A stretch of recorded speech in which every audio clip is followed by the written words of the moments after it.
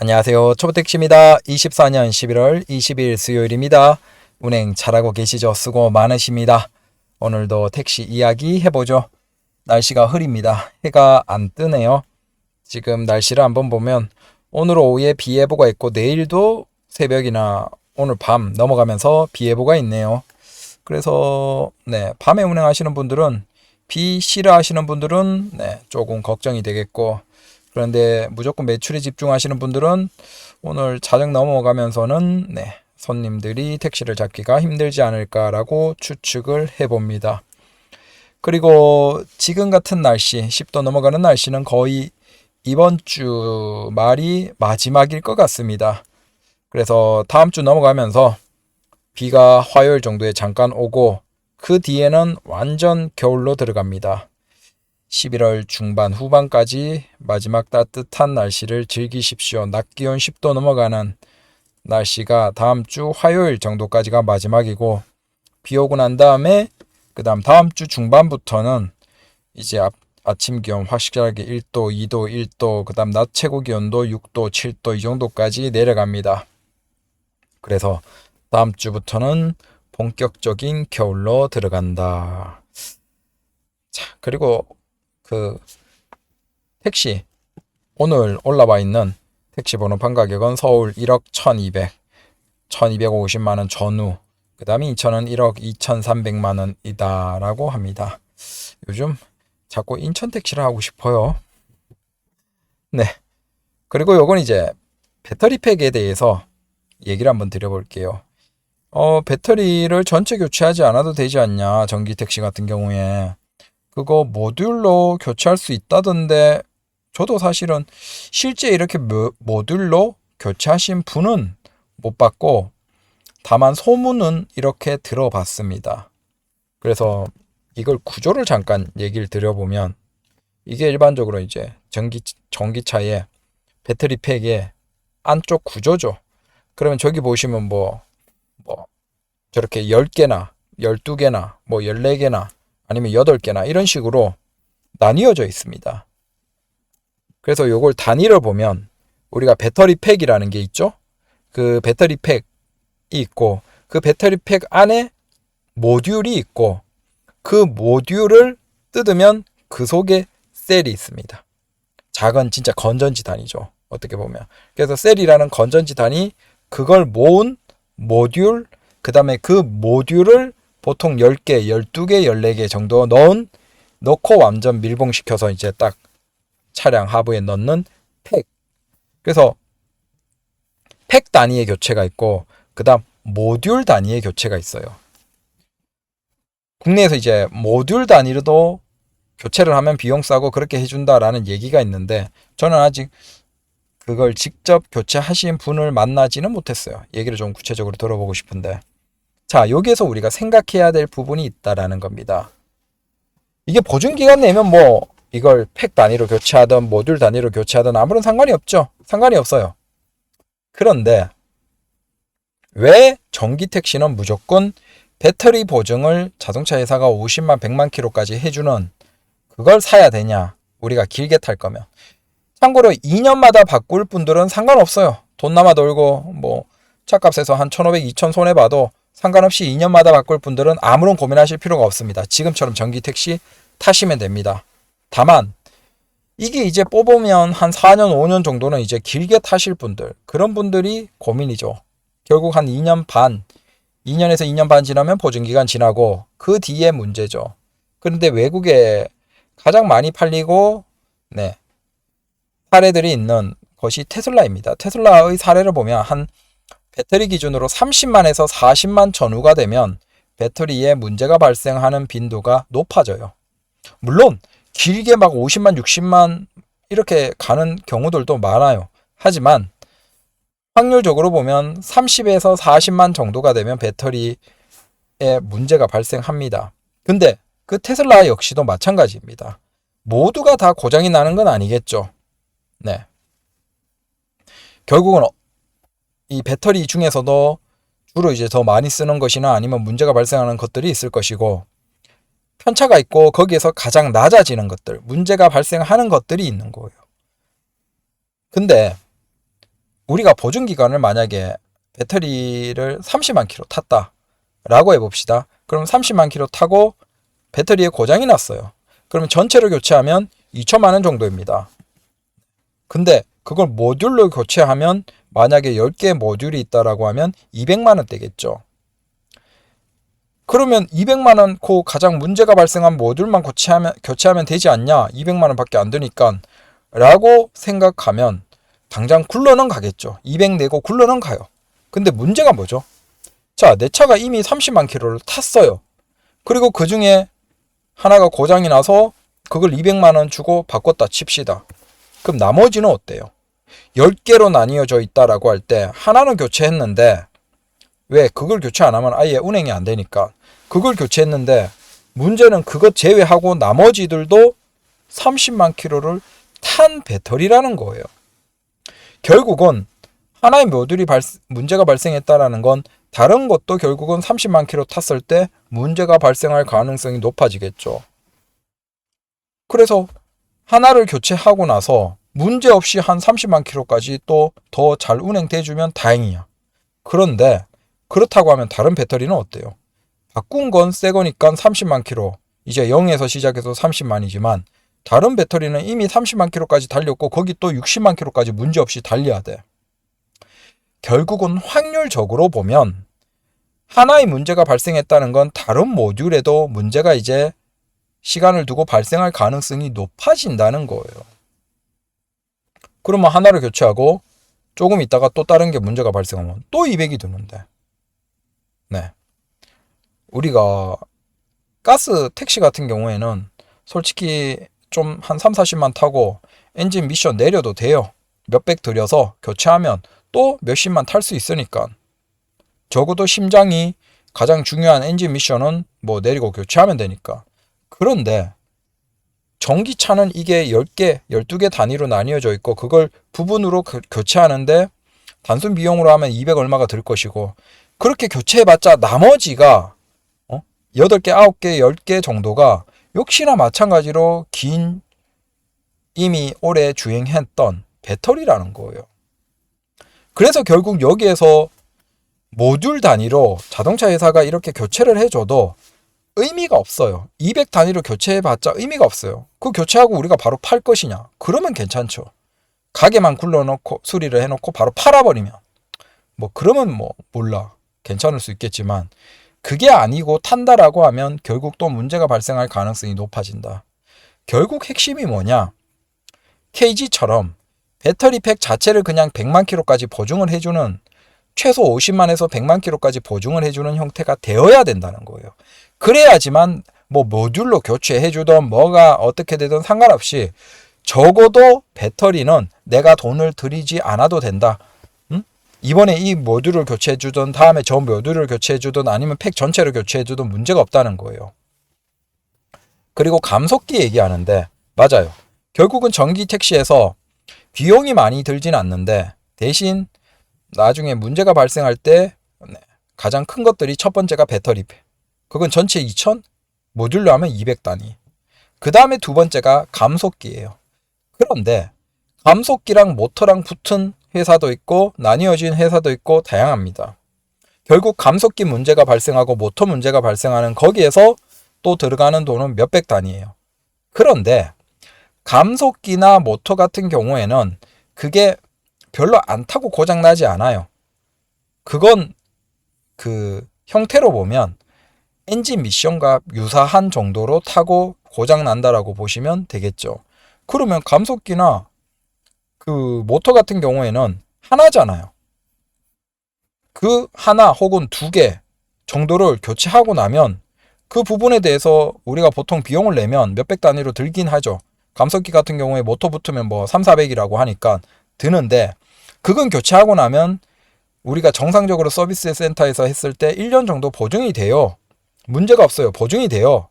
우리가 모듈도 200을 교체하면 그 모듈은 보증이 되죠. 1년. 문제는 나머지 모듈 9개나 10개, 11개나 나머지 모듈은 30만 탄 그거라는 거예요. 그건 보증이 안 되잖아요. 그게 다 보증이 되려면 우리가 아예 2000 들여서 배터리팩 전체를 교체하면 한 1년은 보증이 되죠. 그러니까 의미가 없어요. 의미가. 그래서 KG를 타야 된다는 거예요. KG 토레스는 배터리를 100만으로 보증을 해주니까 그 문제는 없고, 토레스도 감속기나 모터는 문제가 발생하겠죠. 근데 감속기나 모터는 그건 교체하고 나서 뭐 문제가 발생하더라도 1년 내에 보증이 보통 이루어지고, 1년 지나서 교체를 설마 그 정도 짧게 고장이 나겠습니까? 그 정도로 고장이 잘 나진 않아요. 모터나 감속기는 대부분 회사가 비슷비슷하게 괜찮습니다. 그래서 얘기 드리는 거예요. 모듈로 교체하면 괜찮지 않냐? 문제는 교체한 것만 새 것이고 나머지는 나머지는 새 거가 아니에요. 착각하면 안 된다. 결국 전기 택시로 길게 타실 분들은 무조건 배터리 보증은 최소 50에서 100만 킬로 보증해주는 회사 걸 선택해야 되고, 우리가 지금 이렇게 해주는 회사는 토레스밖에 없어요. KG밖에 없어요. 이걸 KG를 응원하고 뭘 해주는 게 아니에요. 우리 택시 기사 입장에서 이렇게 해주는 데가 여기밖에 없다라는 그 의미입니다. 그래서 계속 토레스 택시 대배차하고 교체하는 기사님들은 늘어나고 있잖아요. 뭐 기사님들도 다 아시는 거죠. 자, 그리고 또 얘기해 볼 건, 뭐 이건 우리가 익히 다 잘 알죠. 뭐 시간대별 통행 인원. 근데 요즘에 확실히 드는 느낌이 뭐냐 하면 밤에 사람이 너무 적어요. 이게 그냥 원래 밤에 사람이 적은데 대중교통이 없기 때문에 사실은 택시가 잘 돌아갔던 거예요. 밤에 매출이 훨씬 높죠. 정체도 안 되고 막 달릴 수 있으니까. 근데 지금 좀 상황이 다른 건, 밤에 진짜 사람이 거의 없는 느낌. 굉장히 줄어버리고, 문제는 올빼미 택시 같은 것들, 올빼미 버스 같은 것들이 있다 보니까 그래도 어느 정도의 이동을 대중교통이 역할을 해버려요. 그러니까 여기에서 이제 택시가 문제가 좀 발생하는 것 같다라는 겁니다. 근데 뭐 우리가 어쩌겠습니까? 방법이 없죠. 자, 요일별 가까운 시점 11월 초까지 요일별 통행량으로 봐도 뭐 이거야 뭐 주중이 오히려 빡빡하고 주말이 확 준다. 그리고 야간이 준다. 그래서 지금 우리가 택시에서 크게 변화를 보면 주중에 기사님들은 그래도 버티는 것 같아요. 주중에 사람들의 활동은 사실은 뭐 왕성하고 괜찮아요. 거기에서 택시 기사님들도 뭐 전통적으로 하는 것처럼 해도 괜찮아요. 근데 야간에 확실하게 매출을 많이 올리는 그쪽으로 노력하는 기사님들이 최근에 좀 힘드신 것 같다. 특히 야간에 확 경제가 죽으면서 지금 11월 말 이제 되어가고 있는 상황이고 다음 달은 괜찮겠죠. 문제는 1, 2, 3월은 어떨까? 긴장입니다. 저기 팬데믹 전에와 지금 교통 발생량으로 한번 보면 24년에 지금 11월 1일, 2일 금요일과 토요일 밤에 대략 발생량이 3,500만 건. 자, 요렇게 봐주시고 3,500만 건이죠? 그러면 이게 작년 같은 경우에 3,300만 건. 근데 여기에서 좀 이상한 게 작년 말보다 지금이 더 안 좋거든요. 그러니까 작년 11월보다 지금 11월이 더 안 좋아요. 택시 기사의 관점에서는 여러분들 느끼죠. 근데 이상하게 작년 말보다 지금이 사람들의 이동량은 많아요. 자, 이 얘기를 보면 결국은 낮 시간대의 이동은 왕성하게 웬만큼 돌아온 상태예요. 물론 돈이 없어서 대중교통을 적극적으로 이용하시겠지만, 하지만 중요한 건 이동량 자체는 이제 웬만큼 회복을 했는데 문제는 밤의 경제가 죽었다는 거예요. 그러니까 전체 이동하는 정도는 증가했는데 오히려 밤은 더 줄어버리니까 밤의 기사님들 입장에서는 뭔가 작년과 전혀 다른 느낌이 들고 있는 게 아닌가. 이걸 팬데믹 때 보면 2,900만. 그러면 팬데믹 직전, 자 2019년 11월 1일과 2일 그때로 보면 3,800만이에요. 그 다음 2018년 3,890만. 자 2018년 11월 1, 2일, 3일 그러니까 11월 첫째 주 금토를 지금 비교하는 거예요. 3,890만에서 3,870만. 자, 우리는 이미 이동하는 사람의 숫자가 감소하고 있던 흐름이었어요. 그건 밤의 경제도 마찬가지였겠죠. 그래서 우리가 정점이었던 게 2017년, 16년 정도, 그리고 인구 정점은 2018, 19년 정도라고 보시면 돼요. 즉, 그때 이미 3,890만에서 3,870만, 11월 첫째 주 2일 정도, 금토에서 이 정도로 내려가고 있던 상황이에요. 근데 그게 팬데믹으로 오히려 너무 줄었다가 다시 회복은 했는데, 작년에 3,340만, 지금 3,520만. 그러면 아마 흐름으로 본다면 지금 회복은 거의 다 한 것 같아요. 원래 이제 2018, 19년의 그 줄어드는 추세로 보면 3,890, 70, 그 다음 3,800 초반, 3,700 이런 식으로 원래는 자연스럽게 내려왔겠죠. 다만 그때 팬데믹으로 콱 내려왔다가 오히려 회복한 상태고. 그런데 밤의 경제는 숫자가 회복하는 것과 상관없이 죽은. 그러면 이 밤의 경제가 다시 살아날 수 있냐? 우리가 가장 걱정하는 게 그거죠. 근데 살아나려면 밤에 나와서 돈을 쓰고 편의점도 다시 문을 열고 그 다음 주유소도 문을 열고 그 다음 사람들도 다시 술을 많이 마시고 야근을 많이 하고 자, 이 예전의 상황으로 돌아가야 돼요. 근데 우리가 그렇게 돌아갈 수 있을까? 쉽지 않을 것 같죠. 사실은 불가능할 것 같다. 여기에서 저 교통편으로도 보시면 도시철도는 살아났어요. 근데 뭐에서 많이 죽었냐면 예전 봐보시면 자 2019년 기준으로 도시철도가 900만이죠. 시내버스가 900만, 마을버스 250만이에요. 근데 이게 가까운 시점의 변화가 자 도시철도는 900만으로 유지해요. 근데 시내버스가 790만으로 확 죽었어요. 그 다음 마을버스도 190만. 그러니까 큰 줄기 기준으로 해서 그나마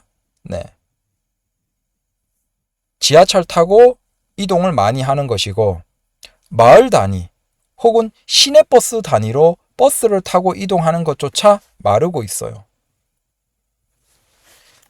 공항버스는 살아나고 있어요. 공항버스가 한 2018년 기준으로 19,000 정도였는데 지금 보시면 4만대 3, 4만대까지 올라온 상태거든요. 그러니까 공항버스는 거의 최고 정도까지 올라온 상태입니다. 이게 저비용 항공사들이 활성화되면서 지금 막 일본 다 가고 막 중국으로도 가고 그러면서 외국으로 여행 가는 사람들이 많다 보니까 공항버스는 지금 최대치까지 올라왔다. 광역버스는 70만에서 전에 66만, 68만, 그게 50만까지 꺼졌다가 70만. 광역도 거의 살아났다. 결국 지금 생각해보면 지하철, 그 다음에 광역버스, 그 다음 수도권 외부로 빠져버린 사람들이 많고 이사간 사람들이 많고 그 사람들이 지하철이나 광역버스 타고 많이 이동하는 그건 숫자는 비슷해졌는데 서울 안에서 이동은 확 준 거죠. 시내버스 줄고 마을버스 줄고. 그래서 마을버스 망하거나 기사 못 구하고 어려운 곳들 많죠. 운행도 막 부실하고 노선도 줄고. 즉 우리가 이걸 다시 총체적으로 정리해보면 2018, 17 이미 집값 상승하는 그 시기에 경기도로 많이 나갔고 경기도로 이동하는 데서 광역이나 철도는 꽤 되어 있어요. 근데 그 사람들이 이제 퇴근하면 퇴근도 일찍 하고 퇴근해버리고 안 오는 거죠.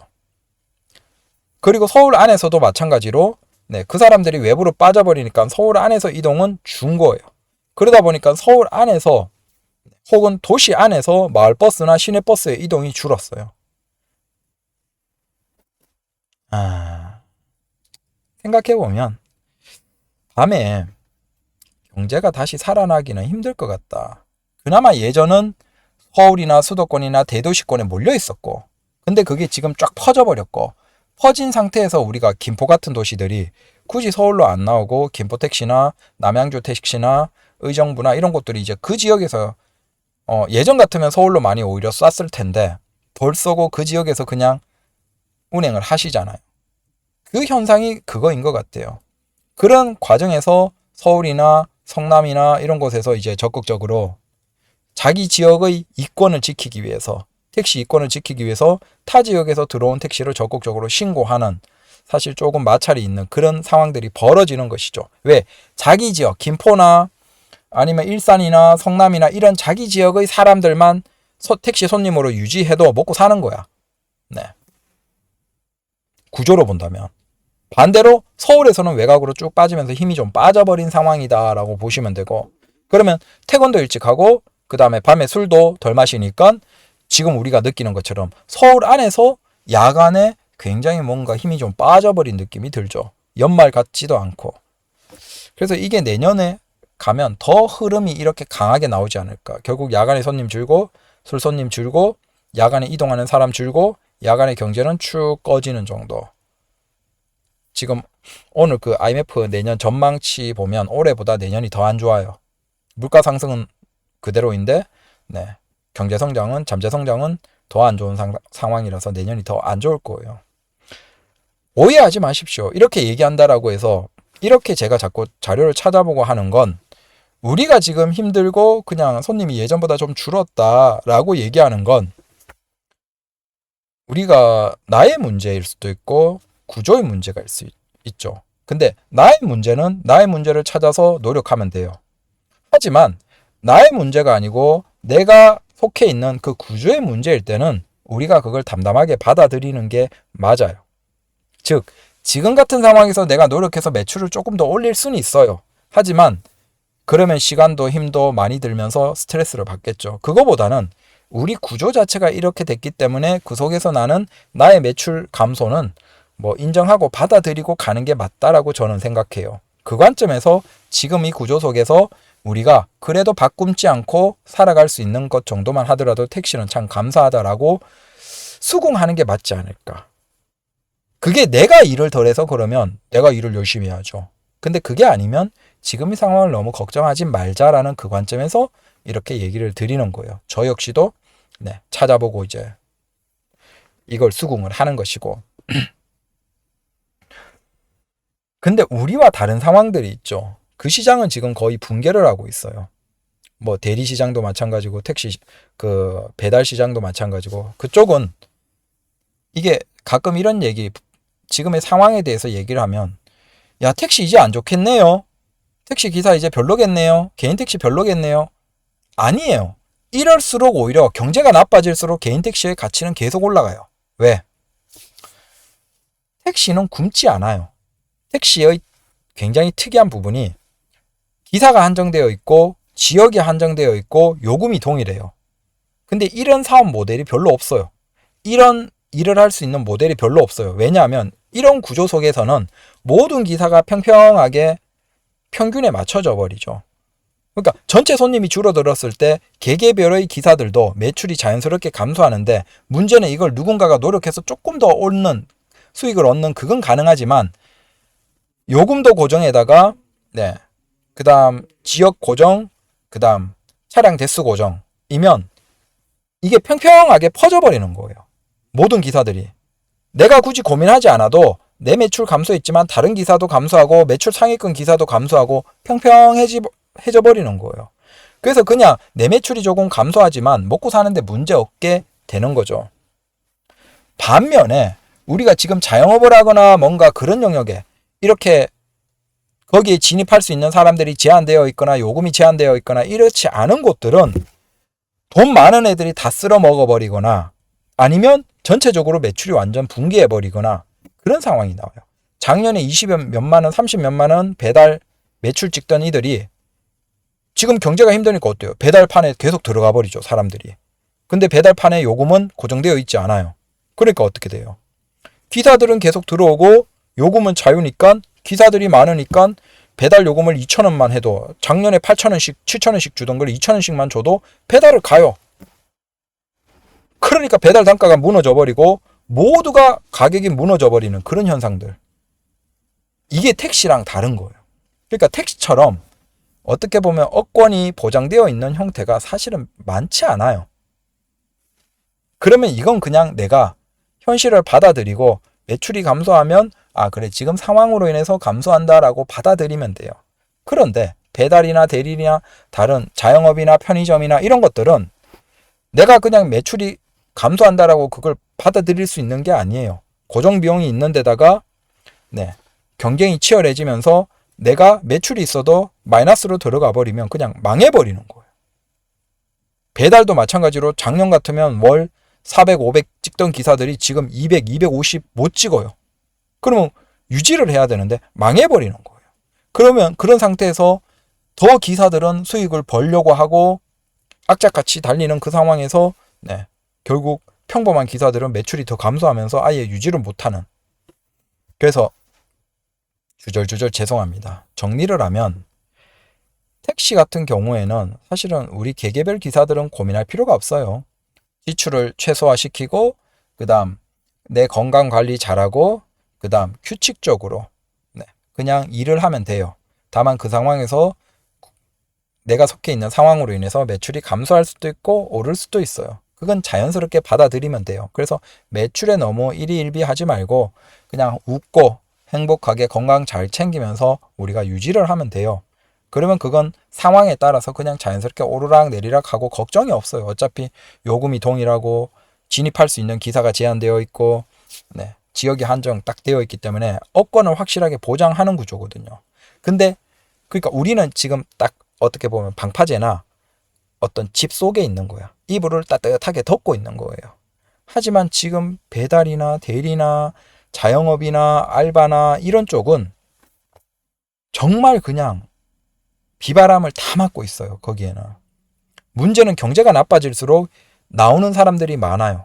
회사에서 나오고 기존에 자영업 하던 것도 그만두고 편의점 사장님 그거 폐업하고 그만두면 뭐 하겠어요. 그 사람들도 결국은 노동자 시장으로 들어와야 돼요. 그러면 노동자는 계속 증가해요. 일을 하려는 사람은 계속 증가해요. 계속 증가하는 그 과정에서 그런 사람들이 요금이 자유로운 일 시장에 진입해버리는 거야. 대리나 배달 시장에 진입해버리면 거기에서 요금이 자율인데 무너지는 거예요. 어차피 노안이라도 가래 있어. 노안이라도 배달할 애들 있고 대리할 애들 있어. 그러면 거기에서 작년에 7,000원, 8,000원씩 주던 배달비가 지금 2,000원, 3,000원까지 무너진 거예요. 저기 지방에 뭐 대구나 이런 데 가면 배달비가 1,900원씩 줘요. 말이 안 되죠. 근데 그런 일이 벌어진다는 거예요. 그래서 정부가 이게 그냥 두면 너무 심각하니까 어떻게든 배달업체들, 플랫폼 업체들을 좀 두들겨 패면서 야 최소 비용은 좀 줘. 한 2,900원, 3,000원 정도는 좀 줘. 라고 지금 하고 있는 거예요. 택시처럼 이제 고정 비용을 어느 정도로 만들어주는 거죠. 그래서 경제가 나쁘면 오히려 택시는 걱정할 필요는 없습니다. 다만 너무 예전같이 무리한 지출은 하면 안 되겠죠. 조금 자제를 해야 되겠죠. 그래서 그랜저 살 거 소나타 사고 전기 택시도 가급적이면 저렴하면서도 오래 길게 탈 수 있는 토레스 같은 거 사고 그렇게 하는 거죠. 좋을 때야 뭐 그랜저 막 뽑아줄게 하면 되죠. 자, 우리는 걱정할 필요가 없는데 야 밤에 대리기사님이나 배달기사님들 보면 참 마음이 그렇죠. 무겁죠. 저렇게 위험하고 힘들대 또 요금 단가는 무너지고 있고 근데 그 시장에 또 뛰어드는 사람들은 경제가 나쁘면 더더욱 많아지고 있고 답이 없는 거예요. 그래도 우리 택시는 그냥 시동 걸고 나가면 출근, 퇴근, 자정시간대 기본 손님은 있고 그래도 밥값은 하고 있고 밥 굶은 일은 없고 솔직히 자식 키우고 하는데 걱정은 없잖아요. 주절주절 죄송합니다. 자 오늘도 별일 없이 사고 없이 집으로 잘 퇴근하십시오. 돈 좀 매출 잘 찍으신 분은 뜨끈한 설렁탕 좀 드시고 못 찍으신 분들은 그냥 집에 가서 밥 먹어야죠. 눈칫밥. 감사합니다.